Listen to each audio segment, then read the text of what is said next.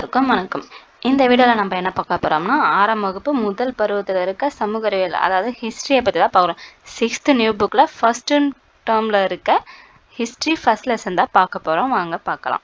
History first டேர்மில் என்னென்ன lesson இருக்குன்னா, வரலாறு என்றால் என்ன, மனிதர்களின் பரிணாம வளர்ச்சி, சிந்து வெளி நாகரிகம், தமிழ்நாட்டின் பண்டைய நாகரிகங்கள். இதான் 6th ஃபர்ஸ்ட் டேர்மில் இருக்க ஹிஸ்ட்ரியோட லெசன்ஸ்கள். ஃபர்ஸ்ட் நம்ம வரலாறு என்றால் என்னன்னு பார்த்துடலாம். வரலாறு என்றால் என்ன, இதான் லெசன். நம்ம இதில் எல்லா லெசனையும் மொத்தமாக படிக்க போகிறோம்னு சொல்ல இம்பார்ட்டன்ட் பாயிண்ட்ஸ் மட்டும் பார்த்துடலாம். இப்போ வரலாறுல 2 ஆண்டு இருக்கு. பொது ஆண்டுக்கு முன்னாடின்னு ஒன்று இருக்கு, பொது ஆண்டுக்கு பிறகுன்னு சொல்லிட்டு ஒன்று இருக்கு. அதாவது பொது ஆண்டு வரலாறு இதுக்கு முன்னாடி நடந்ததை நம்ம கால வரிசைப்படி பார்க்கறத வரலாறுன்னு சொல்லுவாங்க. கடந்த கால நிகழ்வுகளின் கால வரிசை பதிவு தான் வரலாறு. அடுத்து வரலாறுன்றது ஒரு கிரேக்க சொல்லிருந்து எடுத்தது தான். அதாவது வரலாறு கிரேக்க சொல்லான ஹிஸ்டோரியா, என்னது ஹிஸ்டோரியாவிலிருந்து எடுக்கப்பட்டது தான் வரலாறு என்ற சொல். Historia, history. அதோட பொருள் என்னன்னா விசாரிப்பதன் மூலம் கற்றல். அதில் பொருள் என்ன, விசாரிப்பதன் மூலம் கற்றல். ஹிஸ்டோரியோட மீனிங் விசாரிப்பதன் மூலம் கற்றல். வரலாறுன்றது எங்கிருந்து எடுத்த சொல், கிரேக்க சொல். வரலாறு என்பது கிரேக்க சொல்லான ஹிஸ்டோரியா என்பதிலிருந்து பெறப்பட்ட சொல். ஹிஸ்டோரியா என்றால் அதோட பொருள் என்ன, விசாரிப்பதன் மூலம் கற்றல் என்பதாகும்.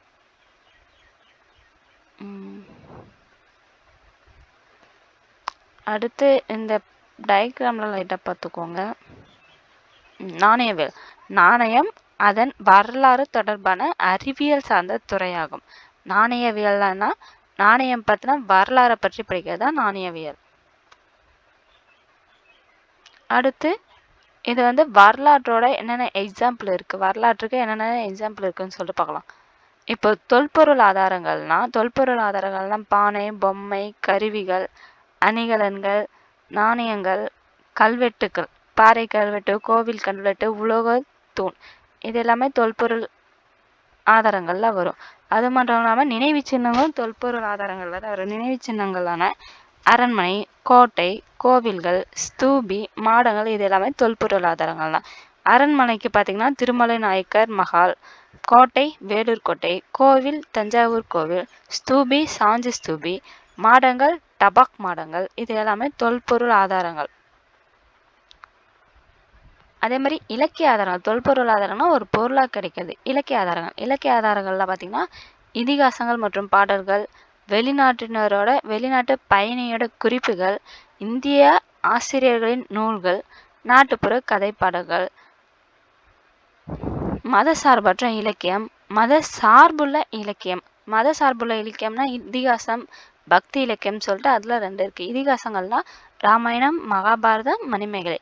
பக்தி இலக்கியங்கள்னா தேவாரம், 4000 திவ்ய பிரபந்தம், திருவாசகம், இதெல்லாம் பக்தி இலக்கியங்கள்.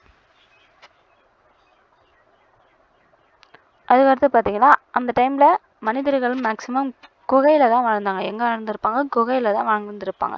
அவங்களுக்கு அவங்க ஏதாச்சும் ஆபத்து இருக்குது, இல்லை அவங்க மேக்ஸிமம் வேட்டையாடுறதால தான் போயிருப்பாங்க. அவங்களோட தொழிலை வேட்டையாடுறதா இருந்திருக்கு. அதனால் அவங்க என்ன பண்ணுவாங்கன்னா குகையெல்லாம் படம் வரைவாங்க. பாறையிலலாம் படம் வரைஞ்சி வைப்பாங்க. அதை மற்றவங்க பார்த்து அவங்க என்ன பண்ணியிருக்காங்கன்னு தெரிஞ்சுக்கணுன்றதுக்காக வரைஞ்சிருப்பாங்க. பண்டைய மனிதர்கள் குகைகளில் வாழ்ந்தபோது பாறைகளில் ஓவியங்கள் வரைந்தனர். இவை பாறை ஓவியங்கள் என்று அழைக்கப்படுகின்றன. பாறை ஓவியங்கள் என பண்டைய மனிதர்கள் குகையில வாழ்ந்தப்போ பாறையில வரைந்த ஓவியங்கள் தான் பாறை ஓவியங்கள்னு சொல்லிட்டு சொன்னாங்க. அதுக்கப்புறம் அதே மாதிரி பண்டைய காலத்துல, அதாவது அந்த டைம்ல அவங்களுக்கு சிங்கம் புலி வர்றதெல்லாம் தெரியாது. சிங்கம் புலி வர்றதுக்கான அறிகுறி அவங்களுக்கு தெரியாது, எப்படி வரும்னு அவங்களுக்கு தெரியாது.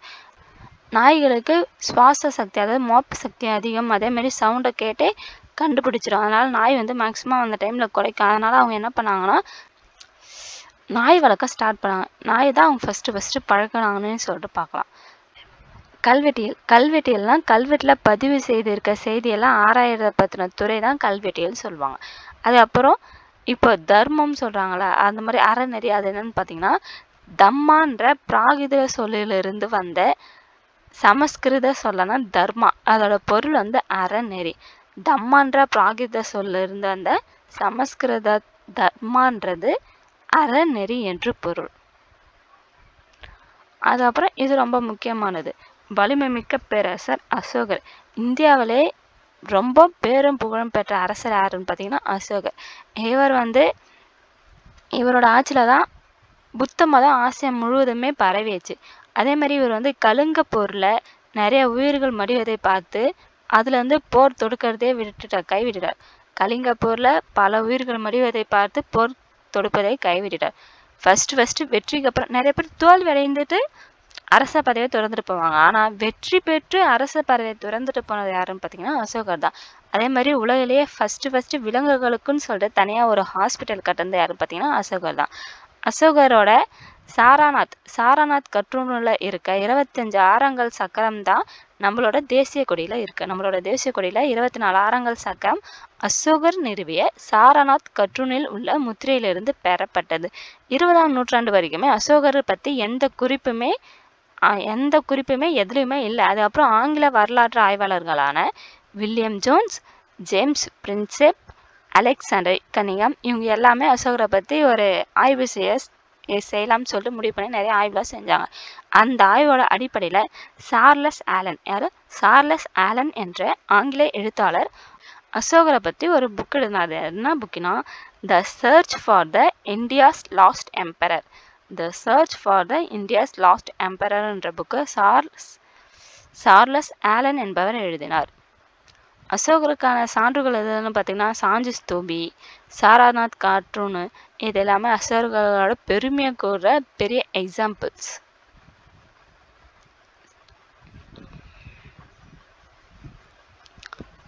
அவ்வளோதான் ஃப்ரெண்ட்ஸ், இந்த லெசன் அதோட முடிஞ்சிச்சு. நம்ம புக் பேக் கொஷின் மட்டும் பார்த்துட்டு இனி நெக்ஸ்ட் வீடியோவில் நெக்ஸ்ட் லெசன் பார்க்கலாம்.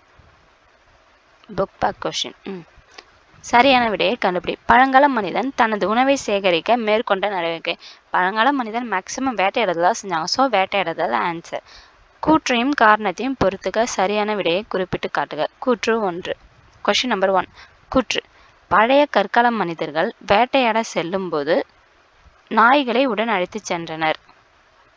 காரணம்: குகைகளில் பழைய கற்கால மனிதன் தங்கியிருந்த போது விலங்குகள் வருவதை நாய்கள் தமது மோப்ப சக்தினால் அறிந்து அவனுக்கு உணர்த்தின. காரணமும் சரி, கூற்றும் சரி. எதுக்கு பழைய கற்கால மனிதர்கள் நாயை கூட கூட்டு போனாங்கன்னா, நாய்களுக்கு மோப்ப சக்தி மூலமா மற்ற விலங்கு ஏதாச்சும் வந்துச்சுன்னா அது கொலைக்க அதை வச்சு கண்டுபிடிச்சிடலாம்னு சொல்லிட்டு தான் நாயை ஃபர்ஸ்ட் வளர்த்தாங்க. மனிதன் ஃபர்ஸ்ட் வளர்த்த விலங்கு எதுன்னு பார்த்தீங்கன்னாலே நாய் தான். அதை வேட்டைக்கு கொண்டு போனான். ஸோ கூற்றும் சரி, காரணமும் சரி. அதாவது செகண்ட் கொஷின்: பண்டைய காலத்தில் வாழ்ந்த மனிதர்கள் பயன்படுத்திய பொருட்கள் அகழாய்வுகள் மூலம் தோண்டி எடுக்கப்பட்டுள்ளன. அப்பொருட்கள் அக்கால மக்களின் வாழ்க்கை முறை பற்றி அறிந்து கொள்ள பாதுகாக்கப்படுகின்றன. இக்கூற்றுடன் தொடர்புடையது அருங்காட்சியகம். இப்போ பழைய பொருள்லாம் கண்டுபிடிச்சு அதை பாதுகாக்கிறாங்க. எங்கே பாதுகாக்கிறாங்க? புதைப்பொருள் படிமாக பாதுகாக்கிறாங்களா, இல்லை கற்கருவிகளை பாதுகாக்கிறாங்களா, எலும்புகளை பாதுகாக்கிறாங்க? இது எல்லாமே எல்லாமே அருங்காட்சியகத்தை வச்சு பாதுகாக்கிறாங்க. ஸோ அதோட கரெக்டாக ஃபிக்ஸ் ஆகுதுன்னு பார்த்தீங்கன்னா அருங்காட்சியகம். நெக்ஸ்ட்டு தவறான இணையை கண்டுபிடிக்க. பழைய கற்காலம் கற்கருவிகள், அதுவும் சரி. பாறை ஓவியங்கள் குகை சுவரில் தான் பாறை ஓவியங்கள் வரைந்தாங்க, அதுவும் சரி. அதுக்கடுத்து செப்பு தகடு ஒரு வரலாற்றுக்கான ஆதாரம். செப்பு தகடை வச்சு நம்ம வரலாறை கணக்கிடலாம். அதுக்கப்புறம் பூனைகள் முதலில் பழக்கப்பட்ட விலங்கு. ஃபர்ஸ்ட் பழக்கப்பட்ட விலங்கு பூனையா? இல்லை, நாய். ஃபர்ஸ்ட் பழக்கப்பட்ட விலங்கு எது? நாய். ஸோ இதுதான் தப்பு, இதுதான் ஆன்சர். ஃபோர்த் கொஸ்டின்: மற்ற தொடரிலிருந்து வேறுபட்ட ஒன்றை கண்டுபிடி.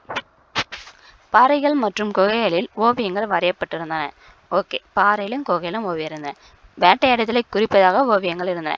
பாறையிலும் குகையிலும் ஓவியம் வரைந்தாங்க. அந்த ஓவியம் வேட்டையாடுதலை குறிப்பதாக இருந்துச்சு.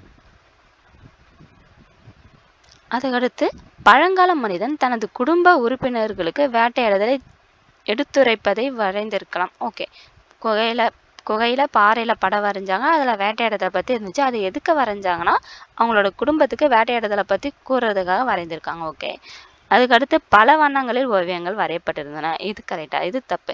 ஏன்னா இது வரைக்கும் வந்தது எல்லாமே எப்படி பேஸ் பண்ணி போயிட்டுருக்காங்க. அந்த டைமில் எதுக்கு படம் வரைஞ்சாங்க, எப்படி படம் வரைஞ்சாங்கன்னு தான் சொல்லியிருக்காங்க.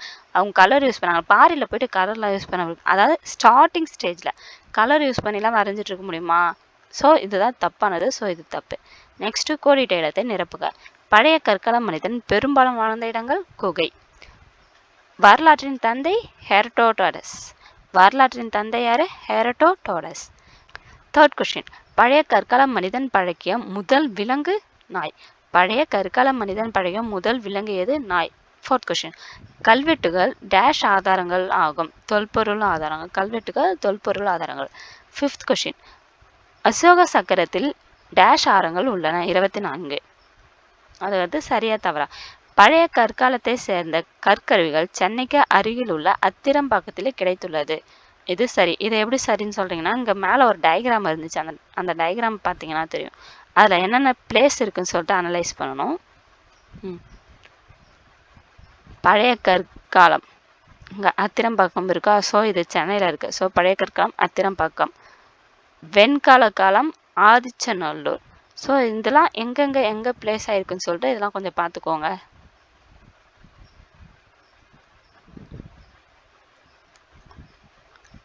அடுத்து செகண்ட் கொஸ்டின், பழங்கால மனிதர்கள் பயன்படுத்திய பொருட்கள் தொல்லியல் துறையினால் அருங்காட்சியகத்தில் பாதுகாக்கப்படுகிறது. ஆமா, பழைய பொருள் எல்லாமே கண்டுபிடித்து அதை அருங்காட்சியகத்துல பாதுகாக்க வைக்கிறாங்க. தேர்ட் கொஸ்டின், அசோகரது காலத்தில் புத்த சமயம் நாடு முழுவதும் பரவியது. இதுவும் கரெக்டா? ஸோ எல்லாமே கரெக்ட். அதுக்கு அடுத்து பொறுத்துக்க. ஆ, பாறை ஓவியங்கள், எழுதப்பட்ட பதிவுகள், அசோகர், மத சார்புள்ள இலக்கியம். பாறை ஓவியங்கள் வந்து வாழ்க்கை முறையை புரிந்து கொள்வதற்கு உதவுகிறது. இப்போ பாறையில் வேட்டையாடுறதெல்லாம் வரைந்து வச்சாங்க. அதை அவங்க எப்படி வாழ்ந்தாங்கன்னு சொல்லிட்டு புரியுறது யூஸ் ஆகுது. அசோகா. எழுதப்பட்ட பதிவுகள் செப்பேடுகளில் எழுதி வச்சாங்க. அசோகர் மிகவும் புகழ்பெற்ற அரசர். மத சார்புள்ள இலக்கியம் எதுன்னு பார்த்தீங்கன்னா தேவாரம். இதுவும் அங்கே மேலே நம்ம ஒரு சார்ட் பார்த்தோம்னா அந்த சார்ட்டில் இருந்தது தான். So box content, important points இந்த மாதிரிலாம் இருக்கிறத ஃபஸ்ட்டு பாருங்கள். அவ்வளோதான் ஃப்ரெண்ட்ஸ். இதில் 6th ஃபர்ஸ்ட் டேர்மில் இருக்க ஃபர்ஸ்ட் லெசன் முடிஞ்சிச்சு. இனி நெக்ஸ்ட் வீடியோவில் செகண்ட் லெசன் பார்க்கலாம். ஓகே ஃப்ரெண்ட்ஸ், பாய்.